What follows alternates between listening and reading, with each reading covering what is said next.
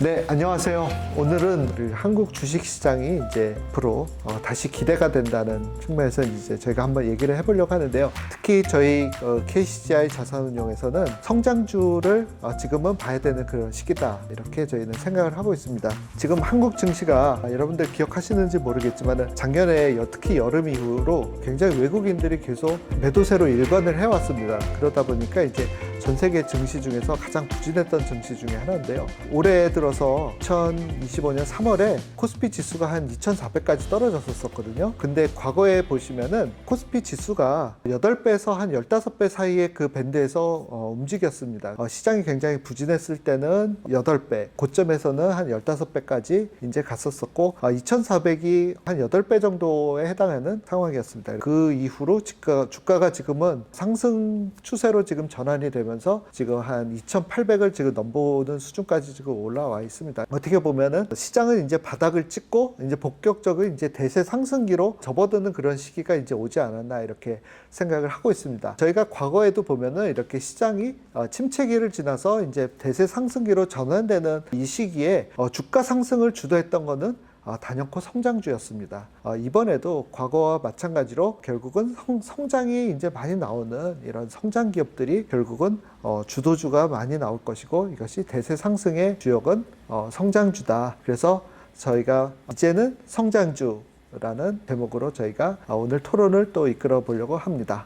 그래서 올해 이제 주도를 하는 이런 성장주들이 이제 또 여기서 이제 주도주가 많이 나올 걸로 생각이 되는데요. 그렇다면은 어떤 산업에서 이런 주도주들이 많이 나올까? 우리 또 한번 우리 매니저들하고 같이 한번 얘기를 나눠보도록 하겠습니다. 먼저 우리 김영석 팀장님, 올해 이제 좋게 보고 있는 산업이 어떤 산업이 있는지 그거에 대해서 조금 설명해 주시겠습니까? 네.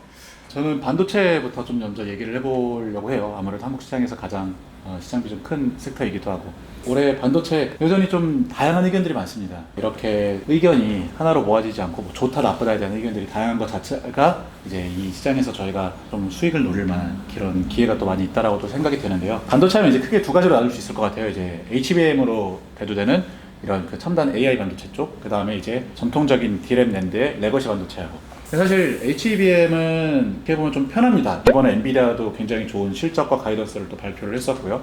다만 이제 HBM은 약간 서프라이즈를 기대하기는 좀 어렵지 않을까라는 생각을 저는 좀 개인적으로 갖고는 있어요. 이게 이제 HBM이 여기서 더 수요가 커지려면 내년도 이 빅테크 기업들의 캐펙스가 이제 상향이 돼야 되는데, 아직은 그 부분들이 좀 나타나지는 않고 있어서 그게 이제 조금 아쉬운 부분이 될 것 같고요. 그리고 이제 레거시 반도체 쪽으로 넘어가면은 이게 정말 올해 말이 많습니다. 뭐 올해 계속 힘들 거다, 2분기에 이제 풀린 수요로 인해서 하반기에는 다시 꺾일 거다, 이런 얘기도 있고요. 생산업체들이 이제 감산을 하고 나서 D램 낸드 가격이 이제 반등을 시작했지 않습니까? 그래서 이제는 다시 회복 사이클로 접어든다라는 의견도 굉장히 많이 있고요. 그래서 저는 그 회복 사이클에 조금 더 무게를 좀 두고 있습니다. 이 레거시 반도체 안에서도 첨단 공정, 미세화, 또 낸드에서는 이렇게 고단화, 이런 쪽으로 직접적으로 수혜를 볼 수 있는 회사들의 수주나 실적 모멘텀이 좀 더 좋게 나올 수 있지 않나라고 좀 생각이 됩니다. 반도체 업황에서 이제 좀 주목할 만한 뉴스가 이번 4월, 5월에 걸쳐서 이제 뭐 삼성전자, 하이닉스, 마이크론, 그 다음에 이제 뭐 중국의 CXMT까지 이 DDR4에 대한 그 생산 중단이죠. 그 생산 중단 계획을 이제 발표를 했어요. 근데 이제 그 DDR4가 아직 전체 D램 수요에서는 20% 정도 차지를 하고 있습니다. 근데 여전히 이게 수요가 있는 시장인데도 이 노후된 제품에 대해서는 이 생산업체들이 선제적으로 생산 중단을 이제 발표를 한 거예요.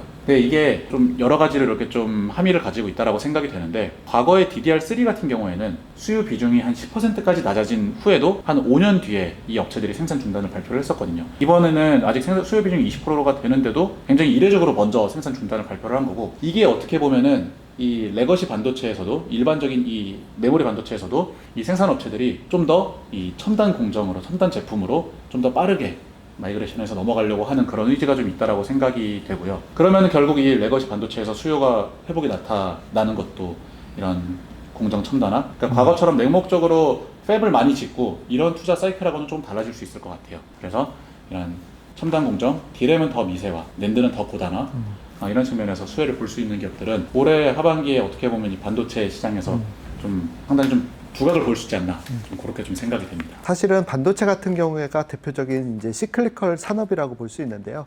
우리가 이제 흔히 얘기하면은 반도체 같이 이제 사이클을 그리는 경우에 이제 주가는 사실 기업의 실적하고는 약간 좀 다른 움직임을 보일 때가 많습니다. 그 얘기는 어떻게 보면 실적이 가장 잘 나오는 최고 정점이 있을 때 사실은 퍼가 되게 낮잖아요. 그런데 사실은 그때가 어떻게 보면 차익 실현을 해야 되는 시기이고, 어떻게 보면은 지금처럼 실적이 좀 부진하고 이제 앞으로 이제 약간 업황이 개선이 되지 않을까, 어떻게 이런 부분이 어떻게 보면 실적의 저점에서 사실 주가 상승세는 가장 강하게 나타날 수 있는, 어떻게 보면 불황에 투자해서 호황 국면에서 빠져나가야 되는 그런 대표적인 이제 시클리컬 산업의 투자 관점에서 본다면은 지금 여전히 불황에 있는, 그러면서도 이제 호황이 앞으로 올 수도 있겠다라는 이런 기대감이 있는 반도체 섹터는 좀 유망해 보이지 않나, 이렇게 생각이 듭니다. 제가 개인적으로 봤을 때 또 좋아 보이는 거는 지금 또 글로벌리 지금 K-뷰티가 또 엄청난 또 선풍적인 인기를 끌고 있지 않습니까? 이런 또 K-뷰티의 또 선봉에는 아무래도 우리가 가성비의 끝판왕이라고 할 수 있는 우리 중소기업들의 특히 이제 화장품들을 또 저희가 꼽지 않을 수가 없겠습니다. 단지 이제 M 브랜드뿐만 아니라 뭐 여러 뭐 브랜드들이 중소기업에서 이제 많이 나오고 있는데, 이런 부분들이 평균 가격이 아마존에서 보면은 한 30불 내외의 가격에서 팔리고 있거든요. 이런 부분들은 이제 그동안 미국 시장에서 특히 이제 수입 화장품 시장에 이제 1위를 차지했던 프랑스의 이제 로레알이라든지 뭐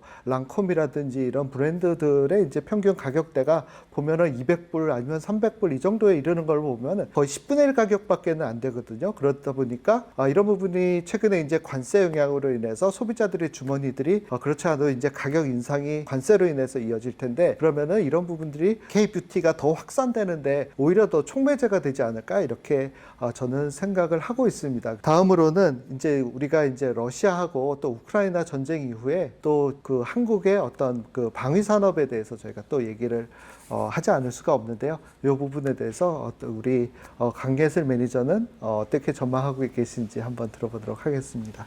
네, 이제 말씀 주신 대로 사실 방위 산업이 사실 한국의 어떤 경쟁력을 갖춘 기업으로서 또 부상을 하고 있고, 지금 봤을 때는 대외적인 정세, 불확실성이 또 한몫을 하는 것 같아요. 그래서 크게 보면은 어떤 국제적인 정세의 변화 속에서 대외적인 그런 흐름들의 수혜를 좀 보고 있는 게 아닌가 싶습니다. 그리고 두 번째로는 또 기업 자체의 경쟁력이 좀 올라간 게 있고요. 사실상 말씀하신 대로 뭐 러우 전쟁 이후로 각 국가별로 이제 방위비에 대한 부담을 어떻게 해야 되는지 독립적으로 자기만의 어떤 무기 체계를 지금 갖추고 있는 상황인데, 무기가 필요한데 적당한 때에 납기가 또 맞춰지지 않아서 무기를 조달할 수 없는 경우들도 있었다 보니 또 재고를 비축하려는 국가들의 노력이 있었고요. 그 가운데에서 한국 기업들은 납기도 잘 맞추고 또 가격 대비 경쟁력도 굉장히 좋은 상황이어서 여러 국가로부터 지금 수출이 확장되고 있는 상황입니다. 실제로 한 기업 같은 경우에는 해외 매출이, 그러니까 매출 전체 비중에서 해외가 차지하는 비중이 이제 과반이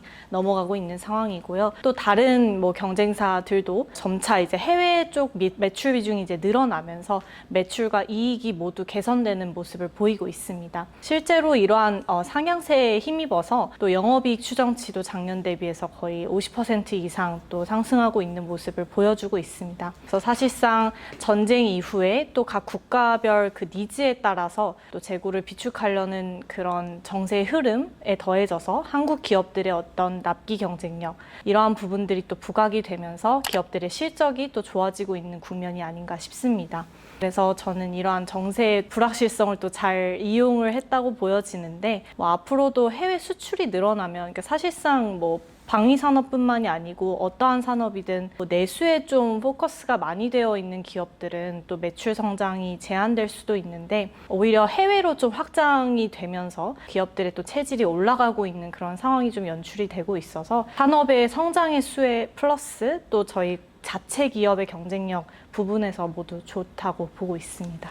최근에 이제 제가 명동 같은 데 가보면은 외국인들이 엄청나게 많이 늘어났습니다. 그거에는 이제 일본 사람이나 중국 사람들 위주로 관광객들이 왔었다 그러면은 한국 사람들이 엄청나게 늘어났는데, 그 이유를 저희가 이제 최근에 유튜브 같은 데서 보면은 단연코 다 K-팝 때문에 한국에 오고 싶었다. 자기들이 좋아하는 한국의 아이돌들을 보고 싶었다. 이런 사람들이 굉장히 한국으로 이제 많이 몰려오는 것을 저희가 확인할 수가 있었는데요. 그러다 보니까 이제 K-팝이 계속해서 이제 어떻게 보면은 그동안에 이제 전 세계 음악 시장에서의 어떤 비주류 혹은 이제 일부 매니아들만 이제 즐기는 이런 음악에 이제 굉장히 니치 마켓이었다 그러 보면은 최근에 이제 스포티파이 같은 데서 이제 앨범 판매가 이제 상위권을 차지하는 이런 것들을 보게 되면은 K-팝이 더 이상 어떤 소수의 매니아들의 전유물이 아닌 정말로 어떻게 보면 메인스트림으로까지 이제 올라갈 수 있는 그런 가능성들을 보여주는 그런 것들을 우리가 확인할 수가 있는데요. K-팝을 이제 선도하는 여러 한국의 이제 제작사들, 음악 기획사들은 앞으로 이제 3년 동안 보면 굉장히 높은 성장세가 기대가 되지 않나 이렇게 생각을 합니다. 다음으로는 또 저희가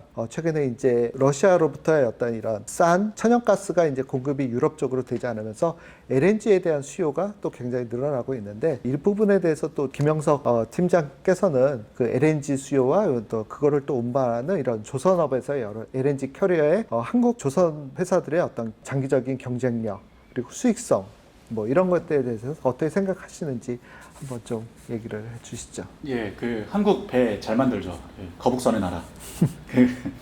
그 말씀 주신 것처럼 LNG에 대한 수요가 특히 이제 그 미국발 LNG에 대한 수요가 굉장히 그 크게 지금 나오고 있는 상황이고요. LNG 운반선이요, 한국이 정말 잘 만듭니다. 중국도 조선업이 경쟁력이 많이 올라왔어요. 작년에 증설도 많이 하고 있었거든요. 근데 중국 같은 경우에는 그런 단점이 있습니다. 단기간에 이제 야드를 많이 짓다 보니까 그에 필요한 뭐 엔진이라던가 아니면 뭐 LNG 같은 경우에는 그 화물창에 들어가는 보냉제가 있어야 되는데 이런 기자재 부분까지는 그 밸류체인이 따라가지를 못했어요.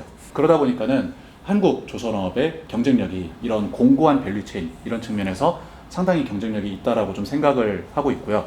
LNG 운반선에 대한 수요는 계속해서 늘어나고 있는데 한국 조선사들이 이 운반선을 지을 수 있는 캐파가 그 수요를 지금 못 따라가고 있는 상황입니다. 그러면 결국 이 선가, 가격의 인상으로 또 연결이 될 수가 있겠고요. 그래서 이제 올해 하반기 계속 연중으로도 국내 조선사의 LNG 운반선 수주는 계속 이어질 것으로 생각을 하고 있는데요. 선가를 얼마나 높여갈 수 있을지 저도 상당히 좀 관심이 많이 가는 부분이고 또 결국 좋은 가격으로 수주를 하게 되면은 뭐 내년, 내후년 혹은 그 이상에 대한 이 조선사들에 대한 이익 추정치를 높일 수 있는 근거가 되기 때문에 상당히 좀 기대가 많이 되는 그런 그 산업입니다. 아무래도 요즘에 우리가 K컬처라는 것이 이제 글로벌리 워낙 핫하다 보니까 그거를 이제 어떻게 보면은 제품이나 서비스에 계속 이제 반영이 되면서 이게 수출 증가로 큰 폭으로 늘어나고 있는데 K-팝을 비롯해서 이제 화장품 이런 K-뷰티까지 지금 굉장히 유망하게 봤잖아요. 그럼 또 여기서 이제 외국 사람들이 최근에 들어서 이제 우리가 보지만은 선풍적인 인기를 끌고 있는 라면의 어떤 카테고리에서 제가 굉장히 늘어나는 수출을 보고 있는데 이 K-푸드로 우리가 또 말씀을 또 빼놓을 수가 없을 것 같아요. 그래서 이 음식료 쪽에서 전망이 좋게 볼 수 있는 건지 아니면 이게 한 번 이제 그냥 어떤 특정 제품이 그냥 잘 팔리는 걸로 그냥 여기서 끝날 것인지 그거에 대해서 우리 강예슬 매니저는 어떻게 보고 있는지 한번 좀 들어보도록 하겠습니다. 네, 사실 정말 한국 음식의 인기는 사실 단기적인 이슈는 아닌 것 같습니다. 그래서 지금 뭐 말씀하셨던 것처럼 이제 매운 라면이 있을 거고요. 저희한테 친근한 게 메론 맛 아이스크림 또는 뭐 바나나 맛 우유 여러 개 정말 맛있는 간식들이 많은데 이게 최근에 외국인들 사이에서 굉장히 좀 인기가 있는 모양새입니다. 그래서 뭐 지금은 디지털 시대다 보니 아무래도 뭐 폼이라던가, 그러니까 뭐 틱톡이나 유튜브, 인스타그램 이런 SNS에서 또 선풍적인 그런 챌린지성 뭐 인기가 또 유행이기도 했었고, 근데 사실 뭐 한 번으로 끝날 이슈는 또 아닌 것 같은 게 실제로 저희가 뭐 한국에서 해외로 나가는 그 수출 데이터를 봤을 때는 매번 분기 또 연간으로도 굉장히 증가하는 모습을 보이고 있어요. 그래서 사실상 말씀하셨던 것처럼 이제 문화의 확산이라고 하죠. K-컬처, 그다음에 뭐 음악, K-팝 이런 것들을 이제 즐겨 들으면서 한국 문화에 이제 관심을 갖게 된 외국인들이 늘어났고 이러한 분들이 이제 한국 음식도 한번 먹어볼까로 유입이 시작이 돼서 실제로 먹어봤는데 생각보다 맛있네로 이어지는 게 아닐까라는 생각이 좀 듭니다. 사실 이 문화의 확산은 굉장히 좀 큰 의미를 갖는 것 같아요. 어떻게 보면은 눈에 보이지는 않지만 정말 이제는 뭐 BTS라고 하면 모든 사람이 정말 알 정도로 외국 사람들에게도 이제는 잘 모르는 가수가 아니라 한국 K-팝의 또 위상이 또 높아지는 것을 볼 수 있고 맞아요. 네, 라면 같은 경우도 예전에는 이제 뭐 히스패닉이나 아니면 일부 거주하고 있는 한인들 사이에서만 즐겨 먹던 음식이었다면 이제는 정말 백인까지도 먹는 추세가 됐고요. 실제로 그 라면 회사 같은 경우에는 또 증설을 지금 앞두고 있어요. 공급이 지금 수요를 못 따라가고 있는 상황이고요. 뭐 올해는 이제 미국도 미국이고 유럽으로의 또 확장이 기대가 되고 있는 모양새입니다. 지금 말씀하신 것처럼 우리가 이제 BTS나 블랙핑크 같은 경우에 생각하는 그 인기도가 서양에서 진짜 어마어마하더라고요. 그래서 최근에 제니가 미국의 토크쇼에 가가지고 한국의 과자들을 가지고 왔어요. 그래갖고 그 중에 하나를 이제 뭐 먹어보고 했는데 그 중에 하나가 이제 바나나 킥이라는 과자가 사실은 소개가 됐는데 그걸 통해서 이제 외국 사람들이 바나나 킥을 먹어보고 맛이 정말 훌륭하다. 세상에 이런 과자가 있냐. 이런 식감은 처음 먹어본다. 뭐 이런 것들을 제가 또 유튜브에서 또 보면서 아, 정말 한국의 이런 지금은 이제 라면 시장에서 먼저 돌풍이 일었지만은 이게 라면으로 그치지 않고 정말 이런 과자류라든지 다른 쪽까지 이제 확산될 수 있는 그런 여지들이 꽤 있을 수 있겠구나. 이런 또 생각을 해봅니다. 오늘 이렇게 여러 가지 이제 케이크 컬처를 비롯해서 여러 산업에 대해서 한국의 이제 수출 주도주들이 이제 계속해서 성장주의 어떤 한 면모로서 주가 상승을 이끌 이제 주도주로서 이제 많이 부각이 될 거로 보여지는데요. 근데도 중요한 것은 앞으로 과거에도 그랬지만은 이런 성장주들에 투자하면서 이제 수익을 내기가 되게 어려운 측면이 뭐가 있냐면은 주가가 굉장히 빠른 시간 내에 굉장히 큰 폭으로 오르게 됩니다. 근데 이게 계속해서 올라가는 것이 아니라 뭐 단기적으로 뭐 3개월, 6개월 동안 막 100% 주가가 올라가고 그 다음에는 또 20, 30% 주가가 또 크게 이렇게 조정을 또 받는 것도 굉장히 또 흔하게 일어나게 됩니다. 그래서 이걸 적절한 타이밍에 이런 순환매가 일어나는 것을 로테이션에 잘 대응하면서 리밸런싱을 잘 해주지 않으면은 그 시장 자체의 그 성장성은 계속 있는데도 불구하고 투자하는 펀드들은 같은 성장주 펀드라고 하지만 어떤 펀드는 연간 수익률이 막 50%가 나오는 데 비해서 어떤 펀드는 20%밖에 안 나오고 이런 경우 비일비재하거든요. 그래서 여러분들께서 이제 그 펀드를 선택하실 때도 저희 KCGI 자산운용이 성장주에 있어서 투자를 굉장히 잘한다. 이렇게 저희들을 생각하고 있기 때문에 이거를 또 개인적으로 개인 주식 투자를 이렇게 하는 것보다는 전문가들 믿어주시고 저희 KCGI 자산운용을 꼭 선택하여 주시면 감사하겠습니다. 이상으로 저희 성장주의 전망과 또 이런 성장주를 이끌어갈 우리 여러 가지 주요 산업들에 대해서 함께 얘기를 해봤습니다. 이상으로 KCGI 자산운용 주식운용 본부였습니다. 감사합니다. 감사합니다. 감사합니다.